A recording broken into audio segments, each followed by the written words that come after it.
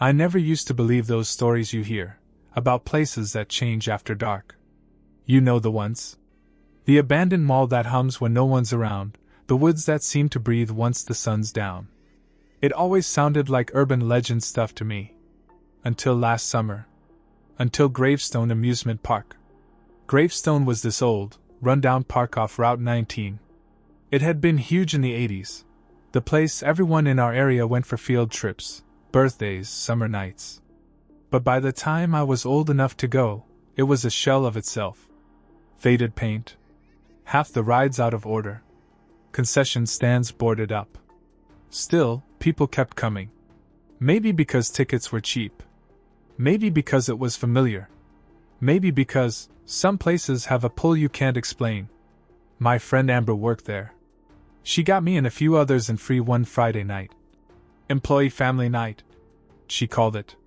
Basically, it was a half-assed event they put on to pretend they cared about the staff. Most of the park was already closed for the season, and after 9 o'clock, they let employees and their guests roam freely. It felt exciting at first. Like being somewhere we weren't supposed to be. Everything was just a little off, darker than normal, quieter. The rides creaked in the breeze. The prizes in the game booths sagged under layers of dust. Some of the lights flickered like they were struggling to stay alive. And then, at around 9:30, the announcement came over the PA system. A dry, crackling voice, like it was coming from a busted speaker buried underground. Attention all guests.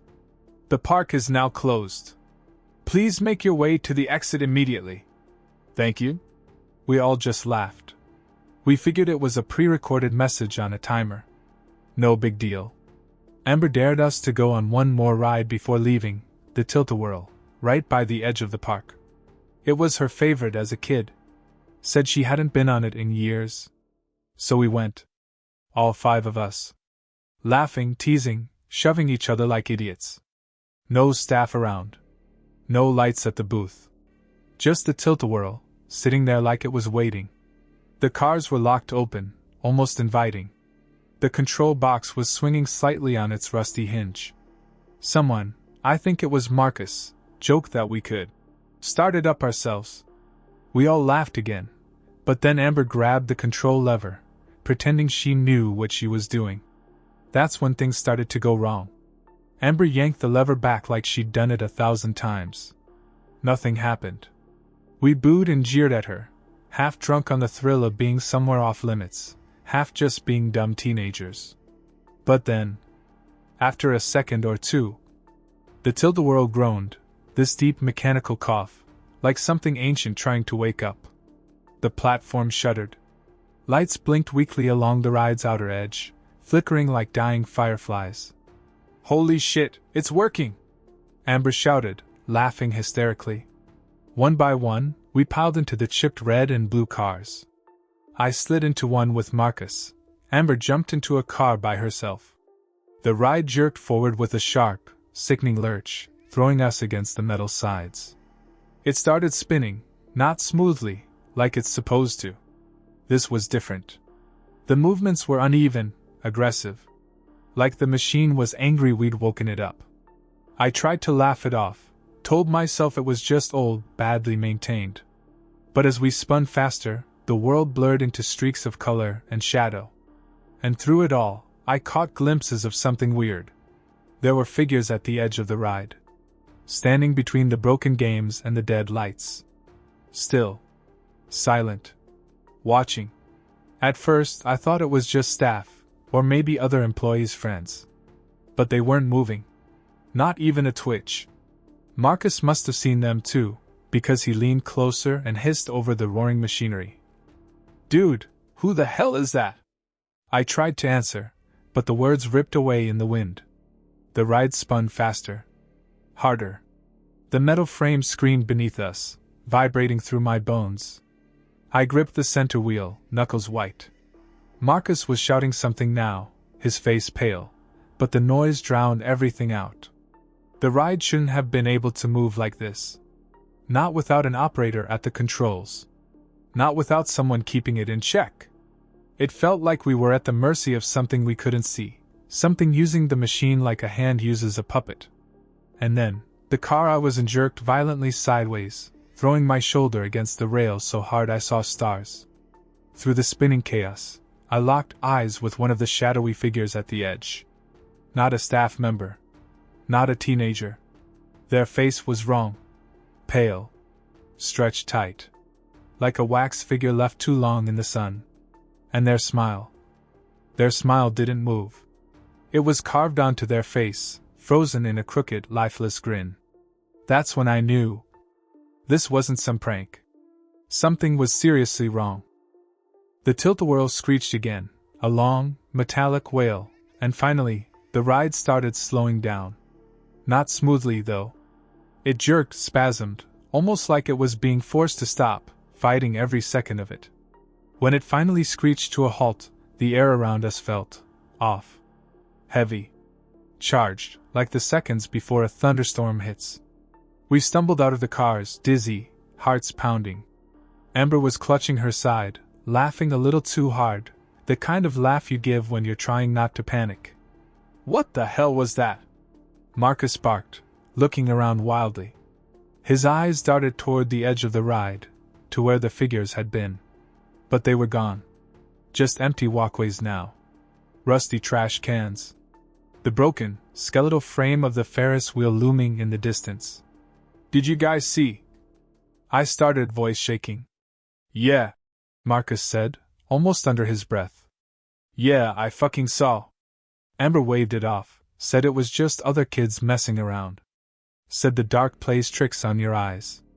But there was this tightness in her voice, this brittle edge that said she didn't really believe that either. I glanced at the control booth. The lever Amber had pulled was still down, but the main power switch, a thick, red industrial toggle, was flipped to off. It shouldn't have run. It shouldn't have moved at all. Amber must have noticed too, because she went dead silent. "Let's just go," she said finally. "Before someone catches us." We nodded. No arguments. The fun was gone, sucked out like someone popping a balloon. We started back toward the main path, moving fast. But as we passed the food court, the abandoned pizza stand, the cracked benches, I felt it again. Eyes on us. Heavy. Unblinking. And then, from the direction of the bumper cars, we heard a sound. A deep, low clang. Like something heavy dragging across the concrete. We froze. Another clang. Closer this time. Slow and deliberate. Amber's hand shot out and gripped my sleeve so hard I thought she might tear it. We turned as one, every instinct in my body screaming, "Don't look," and saw something staggering out from behind the shuttered ice cream stand. It wasn't a worker. It wasn't a prank. It was something in a costume. An old, filthy mascot suit, bright red and blue, faded almost to pink and gray. Something that looked like a smiling cartoon dog, the kind they used to have for kids' birthday parties in the 80s. But the way it moved, the way it dragged one heavy foot behind it like it was half dead. It wasn't right. The mascot's head was tilted too far to the side. One glassy eye hung loose, swinging slightly with every lurching step. And the worst part? It was holding something. Something long. Something sharp. The thing in the mascot's suit dragged a rusty metal rod along the ground, scraping it, almost lovingly, across the cracked concrete. Every step made this sick, grating sound that set my teeth on edge. None of us moved. It was like being caught in a nightmare, where your legs forget how to work. Then Amber whispered, this tiny, broken sound. "Run!" And we did. No hesitation. We turned and bolted, sneakers slamming against the pavement, breath tearing out of our lungs in ragged gasps. We didn't look back. I could hear the metal rod clanging behind us, faster now. Whatever was in that suit had picked up speed. We tore past the defunct rides, under sagging banners that read, "Family Fun Nights!" in flaking letters. Every building we passed looked darker, meaner, like the whole park was turning against us. The main gate wasn't far. I could see the big arch where you enter Gravestone Amusement Park, the ticket booths to the side, the empty parking lot beyond. Freedom. But as we sprinted toward it, Marcus, running just ahead of me, suddenly skidded to a stop. I almost slammed into him. "No, no, no, no," he muttered, backing up. I looked past him. The main gate was chained shut. Thick, rusted chains looped through the bars, secured with a massive padlock that looked like it hadn't been touched in years. And there, sitting just beyond the gate in the moonlight, was another mascot. This one was different. Bright yellow. Supposed to be a bird, maybe? Same drooping, warped face. Same dead eyes staring straight at us. And it was rocking. Back and forth, like a child waiting for recess to start. I swear to you. It was waiting. Behind us, the dragging, clanging sound grew louder. Closer. We were trapped. Cornered. Amber spun around, scanning the park with wide, terrified eyes. "There!" she gasped, pointing to the side, to a narrow maintenance alley between two shuttered food stands. No lights. No cameras. Just darkness. No time to think. We ran for it. The maintenance alley was barely wide enough for two people side by side. It reeked of old oil, rotting wood, and something sharper underneath, like the coppery tang of blood. Our footsteps slapped against the slick ground, our breathing loud in the narrow space. I could still hear the mascot thing behind us, the dragging metal rods scraping and clanging, steady as a drumbeat. Amber was leading, Marcus right behind her. I stayed close to Marcus, glancing back every few steps to make sure the thing wasn't right on top of us. It wasn't running. But it didn't have to. It moved with this awful, patient certainty, like it knew there was nowhere left to hide. The alley twisted left, then right, leading us deeper into the forgotten guts of the park. I started noticing weird things shoved against the walls. Broken ride parts, shattered kiddie ride vehicles with peeling paint, broken animatronic heads with glass eyes staring lifelessly into the dark. At one point, we had to hurtle over a pile of stuffed animals, all gray with mold, their stitched smiles fraying apart. The farther we went, the worse the smell got. It was getting harder to breathe. The air thick with something wet and sour, like a basement after a flood. Finally, we burst out of the alley into a small, open courtyard, some kind of old employee-only area. A couple of rusty picnic tables, broken vending machines tipped on their sides, the back of a stage labeled "Kitty Clown Hour" in faded rainbow letters. It felt wrong. Too quiet. I noticed something else immediately. There were doors lining the courtyard. Service doors. Most of them hung open, yawning into darkness. I didn't like it. Neither did Amber. She skidded to a stop, looking around wildly. "We have to find another way out," she hissed. Marcus pointed to a door on the far side, heavy, metal, with a faded exit sign barely clinging to life above it. "That one!" he shouted. We made a break for it. But as we crossed the courtyard, one of the open doors slammed shut. Then another. And another. Like something was hurting us. Pushing us toward one inevitable path. Toward that single exit. The scraping sound picked up again. Not just from behind us this time, but from the open spaces all around. There was more than one now. More dragging feet. More metal against concrete. They were surrounding us. Amber reached the exit door first and grabbed the handle, twisting it, yanking it, slamming her shoulder into it. "Locked!" she cried, panic cracking her voice. Marcus and I piled onto the door too, throwing our combined weight against it. It groaned but didn't give. Behind us, from the shadows of the courtyard, something stepped out. Another mascot. This one wearing a faded purple jester costume, the bells on its hat silent as it shuffled forward. Its head lolled loosely, like it was hanging by a thread. And in its limp, dangling hand was a pair of shears. Old. Rusted. Edges glinting under the dying fluorescent lights. It lifted the shears slowly, almost lovingly, and started walking toward us. No rush. Plenty of time. Amber let out this desperate, strangled scream and kicked the door as hard as she could. The metal shuddered under the impact, but it didn't budge. Marcus grabbed a broken chair from one of the picnic tables and smashed it against the lock. Splinters flew, but the door stayed stubbornly shut. Meanwhile, the jester mascot kept coming. Slow, steady, deliberate. The massive shears dragging behind it with a sickening metallic clatter. And behind the jester, stepping out of the other shadows. More of them. The red and blue dog. The yellow bird. A tall, skeletal figure in a ripped magician costume, its fake mustache half torn off its sagging face. They all moved differently, stiff and jerky, like puppets half controlled by unseen strings. But the one thing they shared was the smiles. Those same hideous, frozen, hollow smiles. I don't know what made me look up, instinct maybe. But as I turned my eyes toward the roof of the stage, I saw another shape crouched up there. A mascot suit in a ruined king's robe, plastic crown hanging off one side. Perched like some demented gargoyle, its head twitching erratically. And then it jumped. Straight down. Landing hard between us and the courtyard entrance, cutting off our only way back. Amber screamed again, raw terror.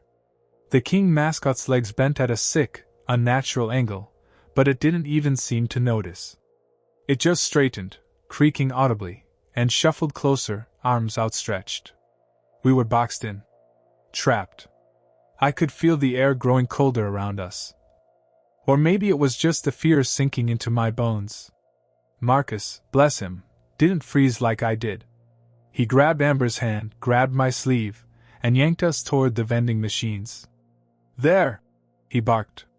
One of the machines had been smashed so badly it left a gap between it and the wall. A narrow crack, maybe wide enough for us to squeeze through if we didn't think too hard about it. Without another word, we dove for it. I slid into the gap first, feeling broken glass and twisted metal snag at my clothes. Amber scrambled in after me, practically sobbing now.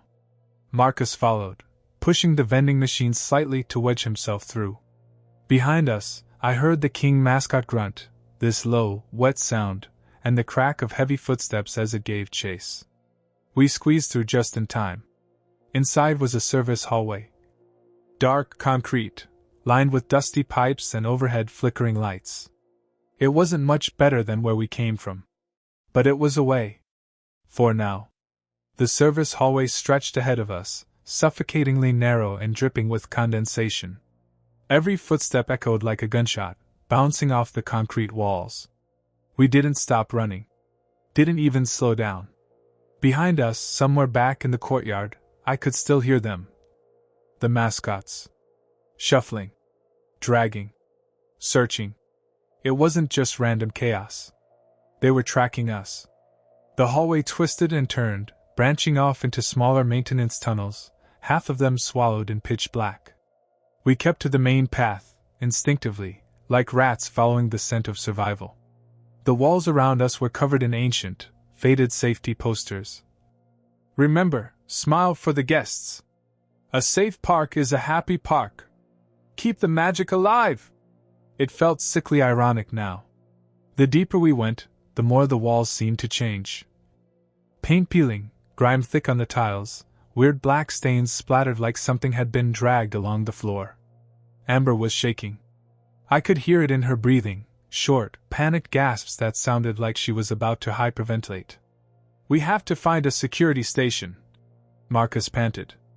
Or a maintenance shed, something. Anything. I nodded, even though I knew he couldn't see me. Then up ahead. A metal door. Slightly ajar.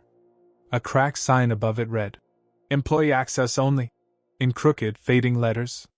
No hesitation, we sprinted for it. Marcus reached it first, yanking the door open the rest of the way. It screeched on its hinges, loud enough to make me wince. Inside was a small break room. A few battered lockers, a dented soda machine, a cracked microwave sitting on a counter littered with old wrappers and soda cans. But most importantly, a landline phone on the wall. Amber practically collapsed into a chair, covering her face with her hands. Marcus went straight for the phone. He picked it up. Listened. Then slammed it back down, cursing under his breath. Dead. Of course it was. This place had been abandoned for months, maybe years. The employee nights were just a sad tradition to squeeze the last few drops out of a dying park. I turned toward the lockers, yanking open the nearest one. Nothing. Empty. The second one. An old security uniform, a flashlight with crusted batteries, and a laminated map of the park. I grabbed the flashlight, slapping it against my palm until it flickered to life. Weak. Flickering. But better than nothing. Marcus snatched the map. Amber was still sitting there, staring into space like she was trying to leave her body. I crouched beside her, squeezing her shoulder. Amber, we need you, I said as gently as I could. Stay with us, okay? She blinked at me, dazed, but nodded. Then, bang. Something slammed into the door. Hard. We all jumped. Another bang. Another. And then the sound of scraping, like nails or claws dragging slowly down the metal surface. They'd found us. Again. Marcus scanned the map, muttering fast. Service tunnel, maintenance yard, emergency gate, here. He pointed to a spot near the edge of the park, a secondary exit. If we could make it there, maybe, we could find a way out. Another thunderous bang from the door. It started to buckle inward. We didn't wait for it to give. We grabbed Amber, half dragging her with us, and sprinted for the far side of the break room, where another narrow maintenance corridor led into deeper darkness. Behind us, the door finally exploded inward, metal shrieking, and the first figure staggered into the room. The king mascot. Its empty eyes locked onto us. And it started running. The king mascot barreled after us.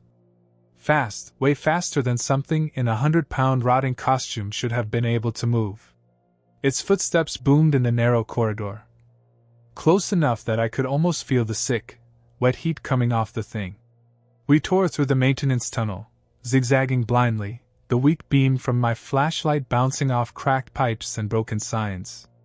At every turn, Marcus barked quick directions, following the map he'd memorized. Left. Right. Left again. Behind us, more noises joined the chase. More feet pounding. More garbled, wheezing breathing. The others were coming. We burst into another open area. Some kind of ancient, disused maintenance yard tucked behind the kiddie rides. Chain-link fences sagged under their own weight, broken tools scattered everywhere, the ground littered with shards of broken safety glass. And at the far end, there it was. The emergency exit gate. It wasn't big, just a basic swinging service gate, maybe meant for trucks or maintenance crews. But it was padlocked. Of course it was. Marcus sprinted toward it anyway, skidding to his knees in front of the rusted lock. I can break it, he shouted. Amber and I turned, just in time to see the king mascot stumble into the yard behind us, followed by the jester and the yellow bird. They didn't charge this time. They just advanced. Slow. Sure. Like hunters who already knew the kill was inevitable. Amber grabbed a length of rusted pipe from the ground and held it out in front of her like a sword. She was trembling so hard I thought she might drop it. I found a broken crowbar near an overturned tool cart and snatched it up, raising it above my head. We had no choice. If Marcus couldn't break that lock, we'd have to fight. I could see their filthy costumes now in gruesome detail. The sagging seams, the rotted foam, the dark stains spreading across the fabric. And under the masks, just barely visible behind the cartoon eyes, something moving, like worms writhing under the skin. The king mascot lunged first. Amber screamed and swung the pipe, cracking it hard against the side of the thing's head. The mascot stumbled, but didn't fall. It turned its crooked head toward her with a low, rattling grunt. I rushed forward, driving the crowbar into its side. It connected. I felt it hit something soft and yielding, but it was like stabbing a soggy mattress. No blood. Just a horrific, sickly squelch. The king staggered back a step. Then kept coming. Marcus was cursing under his breath, slamming a tire iron against the lock again and again. The jester was closing in now, shears raised, moving with that awful, twitchy gait. We weren't going to last much longer. One final slam from Marcus, and the lock snapped. The gate swung open with a metallic scream. "Go!" Marcus bellowed. Amber didn't hesitate. She sprinted through. I followed, glancing back just long enough to see the king mascot lunging at Marcus, arms outstretched, just inches away. Marcus dove through the gate, the thing swiping at the air behind him. We didn't stop. We ran. Ran like hell. Across the overgrown back lot, past rotted storage sheds and rusted-out dumpsters, until the sounds of dragging feet and squealing metal finally faded behind us. Until Gravestone Amusement Park was just a hulking silhouette against the night sky. But even as we collapsed by the side of the road, gasping for breath, even as the adrenaline started to wear off, I knew it wasn't over. Not really. Because when I looked back at the park one last time, I saw them. A row of silent figures standing just inside the fence. Watching. Waiting. Smiling. We sat there in the dark for what felt like forever. Knees scraped, lungs burning, clothes ripped and filthy. Amber was crying quietly. The kind of exhausted, hopeless crying that doesn't make a sound. Marcus just stared blankly at the asphalt, fists clenched so tight his knuckles had gone white. None of us spoke for a long time. Eventually, headlights appeared down the road, an old pickup truck rattling toward us. The driver slowed when he saw us, three wrecked-looking teenagers by the roadside at midnight, and leaned out the window. "You kids all right?" We lied. Of course we lied. Said we got locked in the park after hours, lost, scared, whatever. He shook his head like we were idiots, but he let us climb into the bed of the truck and drove us back toward town. The ride was silent except for the hum of the tires on the road. When we finally got dropped off at a gas station, Amber muttered that she was calling her parents. Marcus and I said we'd walk. We needed time to breathe. Time to process what the hell had just happened. But even as we stumbled away under the streetlights, I felt it again. That creeping sensation. Watched. Followed. I kept glancing over my shoulder, half expecting to see one of those mascot things shambling down the sidewalk after us. But the streets were empty. Dead quiet. Just the occasional flicker of a bug zapper or the distant bark of a dog. When I got home that night, I stripped off my clothes in the front yard, too afraid to bring anything from the park inside. I threw them straight into the trash can, shivering in my boxers as I snuck in through the back door. I didn't sleep. None of us did, I later found out. Every time I closed my eyes, I saw them. Those awful faces. Grinning. Frozen. Rotting. Waiting. Days went by. Then weeks. And for a while, it seemed like maybe we'd gotten away clean. Maybe it was just some twisted, awful thing that ended the night we escaped. But then the phone calls started. At first, just once or twice. Late at night. No voice, just heavy, ragged breathing. Then, whispering. A voice I couldn't quite understand, speaking just under the threshold of hearing. Like it was inside the receiver. Amber said she got them too. Marcus. He didn't answer my texts after the third night. When I finally biked over to his house, his mom said he hadn't been home in 2 days. Police were looking, but they hadn't found anything. No signs of struggle. No evidence he left voluntarily. Just gone. Like he was plucked right out of his life. That night, alone in my room, I noticed something. There, tucked into the corner of my window, was a piece of paper. Weathered. Yellowed at the edges.